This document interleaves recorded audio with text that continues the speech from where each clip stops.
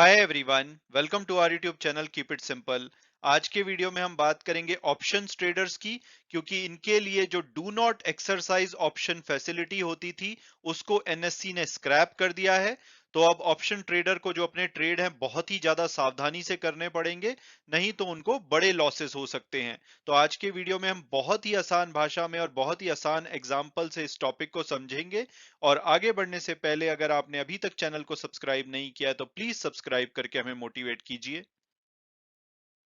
तो सबसे पहले अगर हम बात करें कि भाई जो एनएससी ये बदलाव कर रहा है उससे किस किस को इम्पैक्ट होगा, तो ये बदलाव स्टॉक ऑप्शन के ट्रेडर को इम्पैक्ट करेगा। यानी कि अगर आप इंडिविजुअल स्टॉक के ऑप्शन में ट्रेड करते हैं जैसे कि रिलायंस, टीसीएस, इन्फोसिस, तभी आपको इस बदलाव से इम्पैक्ट होगा। अगर आप इंडेक्स ऑप्शन में ट्रेड करते हैं जैसे कि निफ्टी 50 में, बैंक निफ्टी में, फाइनेंशियल सर्विसेज में, तो आपको इस चेंज से कोई भी इम्पैक्ट नहीं होगा। इसके अलावा अगर आपका जो स्टॉक ऑप्शन है वो इन द मनी हो जाता है, तभी आपको इससे इंपैक्ट होगा। अगर आपकी पोजीशन एक्सपायरी पे आउट ऑफ द मनी रहती है तो आपको इससे कोई इंपैक्ट नहीं होगा।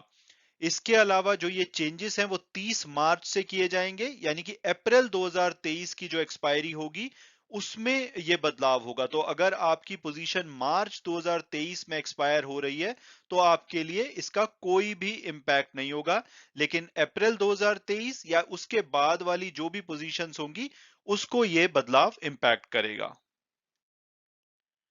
और अब अगर बात की जाए कि भाई ये बदलाव क्या है, तो एनएससी ने डिसाइड किया है कि ये जो डू नॉट एक्सरसाइज फैसिलिटी होती थी इसको हम आने वाले पेजेस में बहुत ही ज्यादा डिटेल्ड एग्जांपल के साथ समझेंगे। तो ये जो डू नॉट एक्सरसाइज फैसिलिटी थी इसको विड्रॉ कर लिया है। तो स्टॉक ऑप्शन सेगमेंट में जो भी जो ऑप्शन ट्रेडर ट्रेड करते हैं उनके लिए ये फैसिलिटी 30 मार्च के बाद अवेलेबल नहीं होगी। हालांकि ये जो फैसिलिटी आप एक्सपायरी पे ही यूज कर सकते हैं, तो 30 मार्च के बाद जो भी एक्सपायरी होगी यानी कि अप्रैल की या मई की या जून की, उसमें ये जो फैसिलिटी है आपको अवेलेबल नहीं होगी। और ये जो फैसिलिटी है ऐसा नहीं है कि पहले हटाई नहीं गई थी, अक्टूबर 2021 में पहले इसको हटाया गया था। लेकिन उसके बाद ब्रोकर्स ने कंप्लेन करी कि भाई जो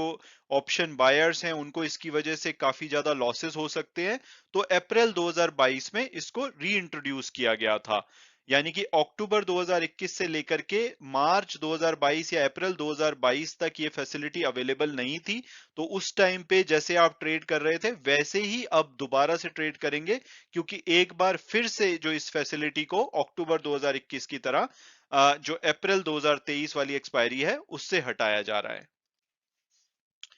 और अब हम जो भी बदलाव किए गए हैं उनको बहुत ही आसान भाषा से दो एग्जाम्पल से समझेंगे। पहले केस में हम बात करेंगे कि अगर आप कॉल ऑप्शन में ट्रेड करते हैं, और दूसरे एग्जाम्पल में हम अगले पेज पे पुट ऑप्शन की बात करेंगे। तो हम एग्जाम्पल लेते हैं कि कोई मिस्टर ए हैं, उन्होंने विप्रो की जो 400 की पोजीशन है, 400 की कॉल ऑप्शन है, उस पे लॉन्ग गए हैं, यानी कि उनको बाय किया हुआ है। और वहीं मिस्टर बी ने जो ये पोजीशन है उसको शॉर्ट कर रखा है, यानी कि इनको सेल किया हुआ है। और हम अपने एग्जाम्पल में मार्च 2023 की पोजीशन की बात करते हैं। तो पहले केस में हम बात करते हैं कि अल्टीमेटली 29 मार्च, जो कि मार्च 2023 का एक्सपायरी डे है, उस दिन विप्रो 400 रुपए से नीचे पे क्लोज होता है, चाहे वो 399 पे हो, 395 पे हो, 300 रुपए पे हो, किसी भी प्राइस पे हो। तो अगर वो 400 से नीचे पे क्लोज होता है तो जो भी आपकी कॉल ऑप्शन है उसको बोला जाएगा ये out of the money expire हुई है। तो उस केस में क्या होगा, मिस्टर ए ने जो भी प्रीमियम पे किया होगा इस पोजीशन को लॉन्ग करने के लिए,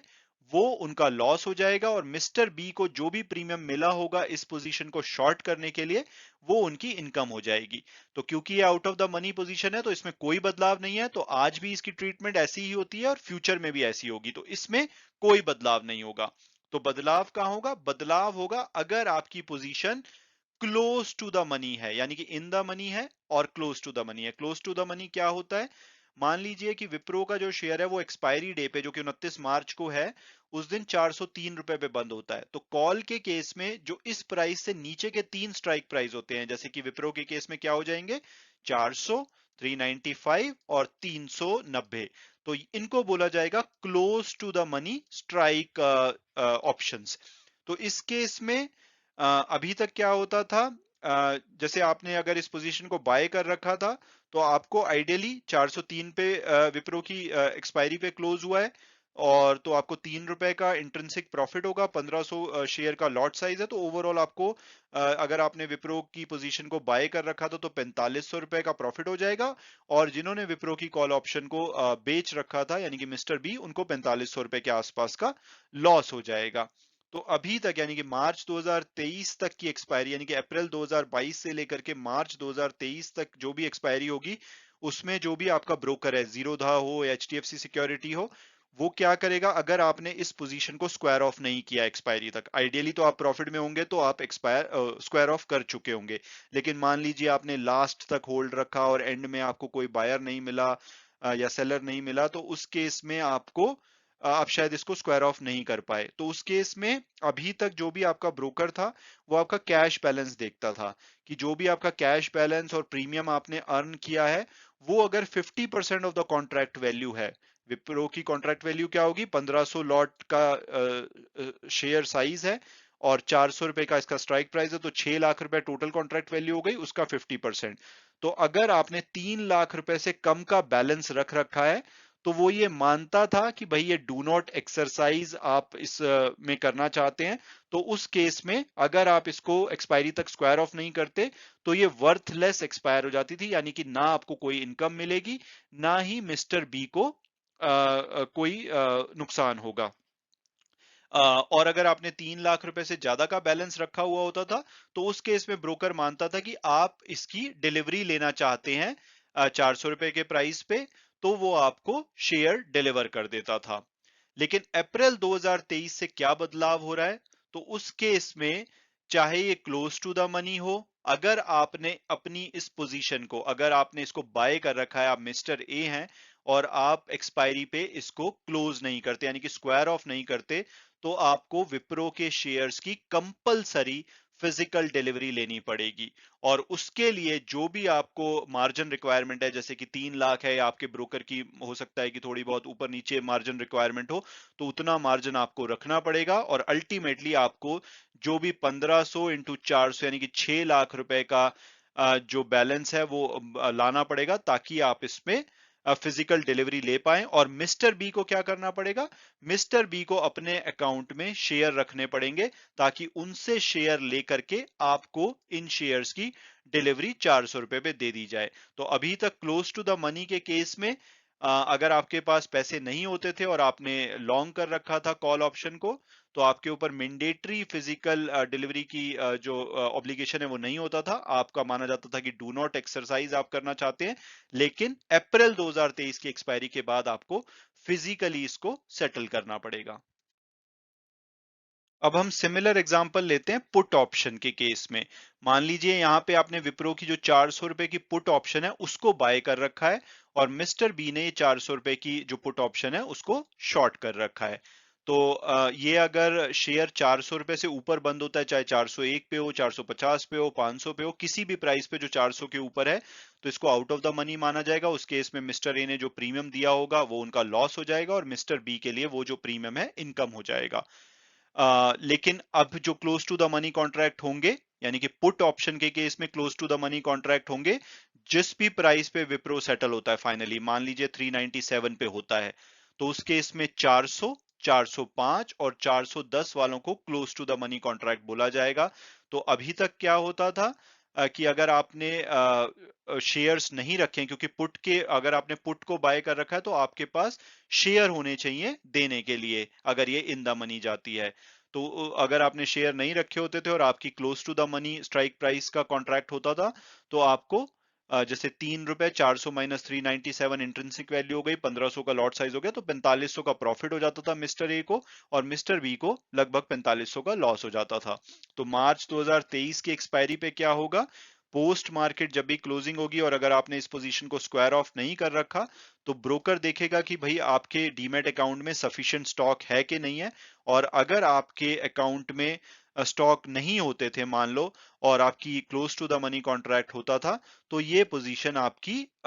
डू नॉट एक्सरसाइज मान ली जाती थी, और ये वर्थलेसली एक्सपायर हो जाती थी, यानी कि कोई आपको इनकम नहीं होती थी, कोई जो मिस्टर बी है उनको लॉस नहीं होता था। लेकिन अप्रैल 2023 से अब आपको मैंडेटरी होगा कि आपके अकाउंट में शेयर्स हों, और कोई भी इन द मनी पोजीशन हो जाती है, यानी कि 400 रुपए से नीचे अगर विप्रो क्लोज होता है और आपने इस पोजीशन को बाय कर रखा था, तो आपको ये शेयर की डिलीवरी देनी पड़ेगी। और अगर शेयर नहीं होंगे आपके डीमैट अकाउंट में, तो ब्रोकर आपके बिहाफ पे ऑक्शन करके ये शेयर खरीदेगा, तो उसके लिए जो भी शॉर्ट डिलीवरी और पेनल्टी होंगी वो आपके ऊपर लगाई जाएंगी, और आपसे जो भी इंटरेस्ट लिया जाएगा डेबिट बैलेंस का, वो सभी लेते हुए ये पैसा लिया जाएगा, ताकि उस पैसे से शेयर लेकर के मिस्टर बी को वो डिलीवरी दी जाए। तो इस केस में आपको बहुत ज्यादा ध्यान रखना पड़ेगा कि या तो आप एक्सपायरी से पहले अपनी पोजीशन को स्क्वायर ऑफ कर लें, अदरवाइज आपके पास उतने शेयर्स होने चाहिए। और अब अगर हम अपनी डिस्कशन को समराइज करें, तो अगर आपने कॉल ऑप्शन को लॉन्ग कर रखा है, यानी कि बाय कर रखा है, तो उस केस में अगर आप एक्सपायरी से पहले अपनी पोजीशन को स्क्वायर ऑफ नहीं करते हैं, तो आपके पास शेयर खरीदने का पैसा होना चाहिए। और अगर ये पैसा आप नहीं रखेंगे, तो जो आपका ब्रोकर है वो एक्सचेंज को आपके बिहाफ पे ये पैसा देगा, या तो वो अपने आप ही उस पोजीशन को स्क्वायर ऑफ कर देगा, लेकिन अगर उनकी टीम इस पोजीशन को स्क्वायर ऑफ करने में असफल होती है, तो वो आपके बिहाफ पे एक्सचेंज को पैसा देगा, और उतना पैसा, यानी कि जैसे विप्रो के केस में 1500 का लॉट है, एक लॉट आपने ले रखा है, स्ट्राइक प्राइस 400, तो 6 लाख रुपए, और उसके ऊपर इंटरेस्ट भी अच्छा खासा लगाया जाएगा, वो आपसे रिकवर किया जाएगा, और उसके बदले में जो विप्रो के 400 शेयर मिलेंगे वो आपके डीमैट अकाउंट में क्रेडिट कर दिए जाएंगे। और वहीं आपने अगर पुट पोजीशन को बाय कर रखा है, और ये इन द मनी चली जाती है, और आप उसको स्क्वायर ऑफ नहीं करते हैं, तो जो भी देखे जाएगा कि उतने शेयर आपके अकाउंट में है, मान लो 400 शेयर आपके अकाउंट में नहीं है, तो उस केस में जो ब्रोकर है आपके बिहाफ पे ओपन मार्केट से शेयर बाय करेगा, मान लो उसको 420 रुपए में मिलते हैं, 450 में मिलते हैं, तो जो भी बाइंग प्राइस होगा, मान लो 450 में मिलता है, तो 450 माइनस 50, तो 50 रुपए पर शेयर आपको पेनल्टी लगाई जाएगी। और उसके अलावा एक्स्ट्रा जो ब्रोकर के एफर्ट होंगे आपके बिहाफ पे शेयर लेने के, ऑक्शन वगैरह करने के, उसकी भी पेनल्टी आप पे लगाई जाएगी, तो अच्छा खासा आपको नुकसान हो जाएगा। तो नॉर्मली अगर आप ऑप्शन बायर होते, तो आप सोचते हैं कि आपकी जो लायबिलिटी है वो सिर्फ प्रीमियम तक लिमिटेड है, लेकिन अब आपको ध्यान रखना पड़ेगा कि अगर आपने एक्सपायरी से पहले अपनी पोजीशन को स्क्वायर ऑफ नहीं किया, तो आपकी जो मुसीबत है बहुत ज्यादा बढ़ सकती है। और अब अगर बात की जाए कि भाई ऐसा किया क्यों जा रहा है और इससे क्या-क्या रिस्क हो सकते हैं ऑप्शन ट्रेडर को, तो सबसे पहले तो ये माना जा रहा है कि भाई जो भी ऑप्शन आप ट्रेड करते हैं, वो स्पेकुलेशन के लिए नहीं होना चाहिए, प्योरली हेजिंग के लिए होना चाहिए, यानी कि उतना पैसा या उतने शेयर आपके पास हों तभी आप ऑप्शन में ट्रेड करें। क्योंकि अगर आप ऑप्शन ऑप्शन पोजीशन बाय करते हैं सिर्फ प्रीमियम पे करके, तो वो एक तरह का स्पेकुलेशन होता है, उसको जो स्टॉक एक्सचेंज है वो डिस्करेज करना चाहता है। हालांकि जो स्मॉल ट्रेडर हैं जो कि सिर्फ प्रीमियम दे करके थोड़ा बहुत मार्केट में खेलना चाहते हैं, उससे इनको नुकसान हो सकता है। दिसंबर 2021 वाली एक्सपायरी में हिंदाल्को के केस में ऐसा ही हुआ था। लास्ट फ्यू मिनट्स में जो इसकी पोजीशन है आउट ऑफ द मनी चल रही थी, लेकिन सडनली इन द मनी हो गई थी, और उसकी वजह से फिजिकल डिलीवरी की जो रिक्वायरमेंट है वो आ गई थी, और इसी की वजह से अप्रैल 2022 में इस रूल को बदला गया था, लेकिन अब वापस से इस रूल को हटाया जा रहा है। तो आप अगर ऑप्शन ट्रेडर हैं तो बहुत ही ध्यान से ट्रेड कीजिए।